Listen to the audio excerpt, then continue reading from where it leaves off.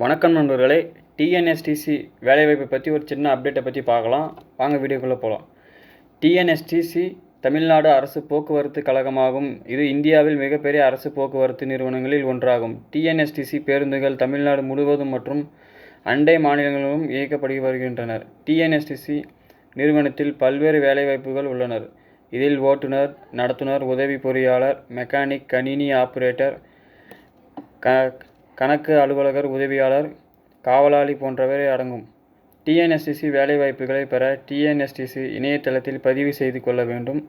பதிவு செய்த பின் வேலைவாய்ப்பு அறிவிப்புகளுக்கு விண்ணப்பிக்கலாம். டிஎன்எஸ்டிசி வேலைவாய்ப்புகளுக்கு விண்ணப்பிக்க குறைந்தபட்சம் கல்வித் தகுதி மற்றும் வயது வரம்பு நிர்ணயிக்கப்பட்டுள்ளது. டிஎன்எஸ்டிசி வேலைவாய்ப்புகளுக்கு விண்ணப்பிக்கும் முன் டிஎன்எஸ்டிசி இணையதளத்தில் உள்ள வேலைவாய்ப்பு அறிவிப்புகளை கவனமாக படிக்க வேண்டும்.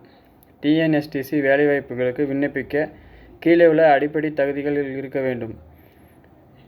இந்திய குடிமகனாக இருக்க வேண்டும். தமிழ்நாடு மாநிலத்தைச் சேர்ந்தவராக இருக்க வேண்டும். குறைந்தபட்ச வயது வரம்பை பூர்த்தி செய்திருக்க வேண்டும்.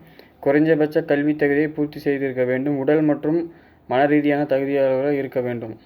டிஎன்எஸ்டிசி வேலைவாய்ப்புகளுக்கு விண்ணப்பிக்கும் தகுதியான விண்ணப்பதாரர்கள் எழுத்துத் தேர்வு மற்றும் நேர்முகத் தேர்வு அழைக்கப்படுவார்கள். எழுத்துத் தேர்வில் தமிழ், ஆங்கிலம், கணக்கு, அறிவியல் ஆகிய பாடங்களில் இருந்து கேள்விகள் கேட்கப்படும்.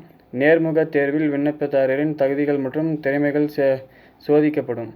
டிஎன்எஸ்டிசி வேலைவாய்ப்புக்கான உதவி தேவைப்பட்டால் டிஎன்எஸ்டிசி இணையதளத்தில் உள்ள வேலைவாய்ப்பு பிரிவை தொடர்பு கொள்ளவும்.